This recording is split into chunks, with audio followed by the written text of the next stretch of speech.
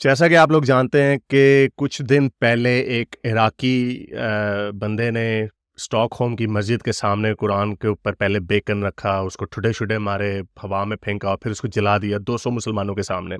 اس کے اوپر video detail سے بنائی ہوئی ہے، وہ آ جائے گی 1-2 دنوں میں۔ لیکن آگے جانے سے پہلے اس ویڈیو کو لائک کریں، شیئر کریں، سبسکرائب کریں، یا پھر سپر تھینکس کا بٹن بھی دبا سکتے ہیں، میرے ممبر بن سکتے ہیں چینل کے، یا پھر پیٹرن بن سکتے ہیں patreon.com/X Muslim میں جا کے اس ویڈیو کو ایز اے ممبر یا پیٹرن آپ پہلے دیکھ سکتے ہیں۔ عراق میں سویڈن کی ایمبیسی کے اوپر عراقیوں نے دھاوا بول دیا، توڑ پھوڑ کر دی، ترکی میں بھی انہوں نے مظاہرے کیے، لیکن انگلینڈ میں، لندن میں سویڈن کی ایمبیسی کے سامنے بھی بہت سارے مومنوں نے احتجاج کیا، پورا من احتجاج کیا۔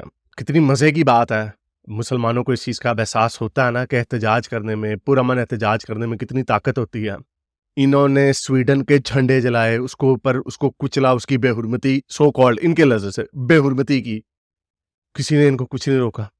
اور یہ اتنے بیوقوف ہیں اور اتنے ڈفر ہیں کہ انہوں نے ہمارے موقف کی ہی تائید کر دی کہ دیکھ لو، جو سمبلز ہوتے ہیں، جو نشانیاں ہوتی ہیں آپ کے اسٹیٹ کی، آپ کے مذہب کی، جو آپ کی مقدس چیزیں ہوتی ہیں، ان کی آپ دھجیاں اڑا سکتے ہیں، اس میں کوئی بری بات نہیں ہے، اس کو آپ جلا سکتے ہیں، اس کو پیروں میں رون سکتے ہیں۔ تو انہوں نے ثابت کر دیا کہ اس میں کوئی بری بات نہیں ہے۔ اور اگر ان کے خلاف کوئی کاروائی ہوتی تو آپ کہتے ہاں یار دیکھو یار یہ منافقت ہے، کچھ نہیں ہوا، 2 دن ہو گئے، 2 دن سے مظاہرے کر رہے ہیں، لیکن ان کی منافقت پھر بھی آپ کے سامنے رہے گی۔ پاکستان میں کتنی دفعہ احمدیوں کی مسجدیں گراتے ہیں، کیا کبھی آپ نے سنا کہ کسی کے دوسرے کے مذہب کی بے حرمتی کرتے ہوئے اس کو 10 سال سزا ہو گئی؟ کیا کبھی سنا آپ نے؟ کبھی آپ نے سنا انہوں نے چرچز گرائے ہیں پاکستان میں بہت دفعہ؟ کبھی سنا کہ اس کو کسی کو سزا ملی؟ کبھی کسی کو سزا نہیں ملتی۔ تو ان کو اپنی دفعہ اس بندے نے اپنے پیسے سے قرآن کو خرید کے اپنی پراپرٹی کو جلایا احتجاجن طور پہ، تو ان کو تب انسانی حقوق یاد آ جاتے ہیں، تب ان کو اپنے سینٹیمنٹس یاد آ جاتے ہیں۔ بندہ ان سے پوچھے تم جو گائے کا گوشت کھاتے ہو تو ہندوؤں کے سینٹیمنٹس ہرٹ ہوتے ہیں، تو کیوں کھاتے ہو؟ کوئی جواب نہیں اس کا، ڈرامے بازی کریں گے، نہیں ہم کسی کو سور کے گوشت کھانے پہ تو نہیں مجبور کر رہے۔ اور بھائی یہ بات نہیں ہو رہی، بات ہو رہی کہ تم کسی کے مذہبی احساسات کو مجروح کر رہے ہو نا، یہ ہے نا تمہارا آرگومنٹ۔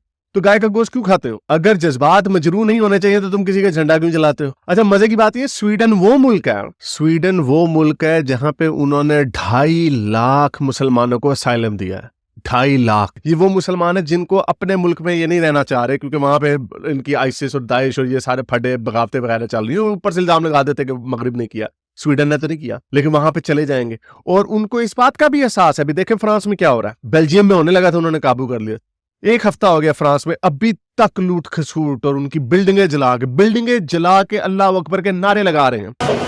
الله اكبر، قال لك كاين قرعه تاع الغاز الفوقه، ریزیڈینشل اپارٹمنٹس کو سارے کون؟ مومنینس، اس طرح کے لوگوں کو اندر گھسنے دیتے ہیں اپنے ملکوں میں۔ خیر یہ ان کی بے وقوفی ہے، ہم تو بڑے عرصے سے کہہ رہے ہیں کہ ویلیوز کا چیک ہونا چاہیے۔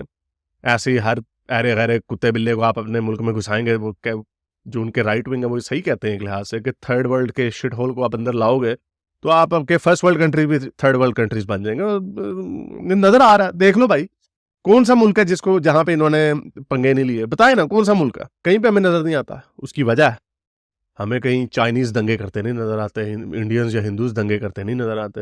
ایک ہی جگہ، چاہے وہ ناروے ہو، سویڈن ہو، بیلجیم ہو، فرانس ہو، انگلینڈ ہو، امریکہ ہو، کینیڈا ہو، اور ایون آسٹریلیا ہو، ایک ہی قوم ہے جو ہمیشہ پنگے کر رہی ہوتی ہے، لیکن ان کو اپنے انسانی حقوق بھی یاد آ جاتے ہیں۔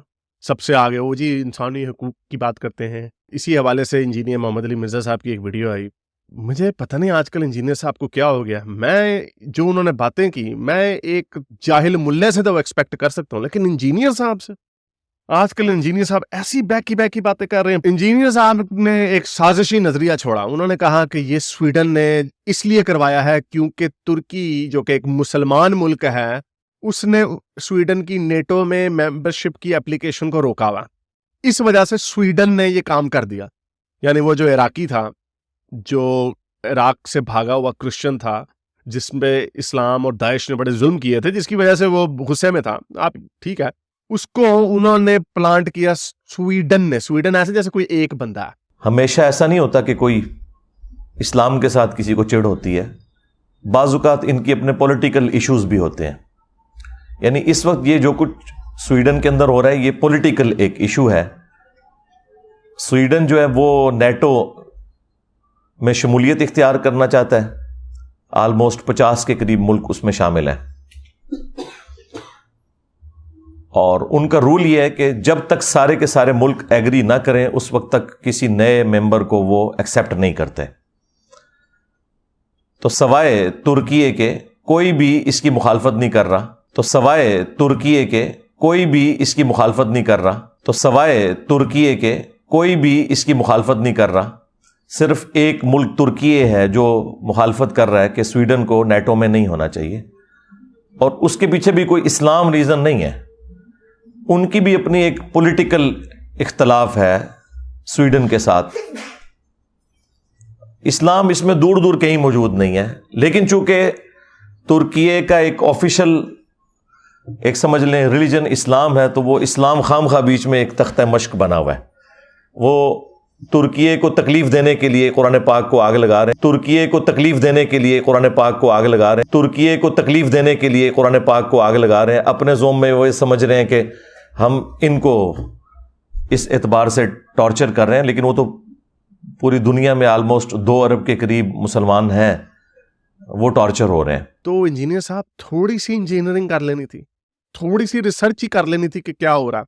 پہلی بات یہ کہ جو نیٹو میں ترکی نے جو اس کے خلاف ممبرشپ روکی ہوئی ہے, اس کی سب سے بڑی وجہ ہے PKK, جو کہ کردوں کی ایک آزادی کی تحریک ہے. جیسے بلوچستان میں BLA ہے نا, بلوچستان لبریشن آرمی, اسی طرح PKK ہے. وہ ترکی سے عراق سے آزادی لینا چاہتے ہیں. اچھا, لیکن ایک اور ملک بھی ہے جو ہنگری ہے, جس نے سویڈن کی اپلیکیشن بلاک کی ہوئی ہے. وہ کیوں کی ہوئی ہے؟ کیونکہ وہ روس کا پٹھو ہے جو اس کا ڈکٹیٹر ہے ہنگری کا, یہ وجہ ہے.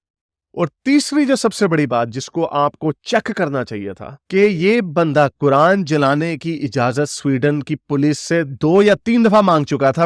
ہر دفعہ پولیس نے انکار کر دیا تھا. پولیس نے کہا کہ ہمارے جو انٹرنیشنل جو تعلقات ہیں وہ خراب ہو سکتے ہیں, شہر میں امن و امان کا نظم و ضبط خراب ہو سکتا ہے, اس لیے پولیس ریجیکٹ کرتی رہی. پھر وہ گیا عدالت کے پاس, اس نے کہا کہ میرا آزادی رائے, میرا یہ حق ہے, جیسے مسلمانوں کو حق ہے سویڈن کے جھنڈے جلانے کا یا انگلینڈ کے جھنڈے جلانے کا, اس طرح مجھے حق ہے کہ میں قرآن کو جلا سکوں. یہ اس نے عدالت میں مقدمہ رکھا, تو عدالت نے یہ اس کے عدالت کے حکم نامے میں ہے کہ ہم سمجھتے ہیں کہ اس سے شہر کے امن و امان میں بھی خلل آ سکتا ہے, ہمارے انٹرنیشنل ریلیشنز بھی خراب ہو سکتے ہیں, ہمارے بزنسز بھی خراب ہو سکتے ہیں, لیکن اس کے باوجود قانون اگر اجازت دیتا ہے فریڈم آف ایکسپریشن کی کہ آپ نے قرآن جلانا, جھنڈا جلانا یا جو مرضی کرنا, تو پھر آپ کو اسٹیٹ نہیں روک سکتی.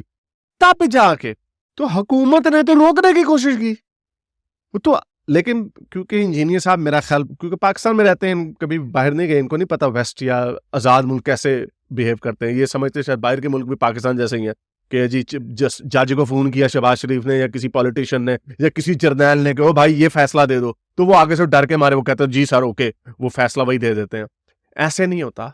تو انجینئر صاحب کو مجھے لگتا ہے کہ پتہ نہیں شاید کسی مومن نے ان کے کان, انجینئر صاحب نے پوچھا ہاں اسٹوڈنٹ بتاؤ ذرا وہ کیا ہو رہا ہے وہ قرآن میں, تو اس مومن نے اپنی لاجک سے اپنے بائسز کے ساتھ اس نے انجینئر صاحب کو یہ رپورٹ دے دی ہوگی, اور انجینئر صاحب نے وہی آگے کر دی بغیر کسی تحقیق کے. انجینئر صاحب آپ کو پتا ہونا چاہیے ایک سین وائس آپ کی طرف سے آتی ہوتی ہے جو ہمیشہ اس کے خلاف جاتی ہے جو لوگ سننا چاہ رہے ہوتے ہیں, کیونکہ آپ ریزن عقل کو دنائی کو معیار بنا کے رکھتے ہیں. لیکن اس دفعہ آپ نے اس کو بھی معیار نہیں بنایا. 2 منٹ کی ریسرچ آپ نے کر لینی تھی کہ سویڈن کی حکومت تو چاہ رہی تھی کہ نہ ہو, یہ پولیس نے انکار کیا تھا, لیکن آپ کو پتا ہے کہ عوام جذباتی ہے. اور مزے کی بات اسی ویڈیو میں انجینئر صاحب کہہ رہے ہیں کہ میں چاہتا ہوں کہ عوام جو ہے مسلمان جو ہے قرآن سے علمی محبت کریں, جذباتی محبت نہ رکھیں. اور خود آپ نے جذباتی بیان دے دیا. جذبات میں آ کے جس مولوی نے آپ کو, آپ کے اسٹوڈنٹ نے جذباتی بات کی, آپ نے وہی بات آگے کر دی. پتہ نہیں مسلمانوں کا انفارچونیٹلی پرابلم یہی رہتا ہے کہ جتنا مرضی عقل مند سمجھدار مسلمان بھی ہونا, کیونکہ مذہب کی ریکوائرمنٹ ہے کہ اپنی عقل کو بند کر دیا جائے اور ایمان کی آنکھ کو کھول لیا جائے, اندھا ایمان کر لیا جائے. اس لیے مسلمان ہمیشہ مذہبی انسان ان جنرل, اور مسلمان کیونکہ زیادہ کٹر ہوتے ہیں اس لیے یہ اتنا ہی جذباتی ہوتے ہیں, یہ عقل سے اتنا دور ہوتے جاتے ہیں. جتنا جذبات کے قریب جاتے ہیں اتنا عقل سے دور ہوتے جاتے ہیں, اور یہی وجہ ہے کہ آپ ان کے فیصلے جذبات میں دیکھتے ہیں. امید کرتا ہوں کہ آپ کو یہ ویڈیو پسند آئی ہوگی. اس کو زیادہ سے زیادہ لائک کریں, شیئر کریں, سبسکرائب کریں. یہ والی ویڈیوز موسٹلی ڈی مونیٹائز ہی ہوتی ہیں, اس لیے اگر چینل کو سپورٹ کرنا چاہتے ہیں تو ممبر بنے اور پیٹرن بنے, patreon.com/xmuslim, یا پھر سپر تھینکس کا بٹن بھی دبا سکتے ہیں. اگلی ویڈیو تک سائنس حافظ. اگر آپ کو میری یہ ویڈیو اچھی لگی تو میرے چینل کے ممبر بنیے, پیٹرن بنیے, یا پھر آپ مجھے بائی می یا کافی میں بھی سپورٹ کر سکتے ہیں.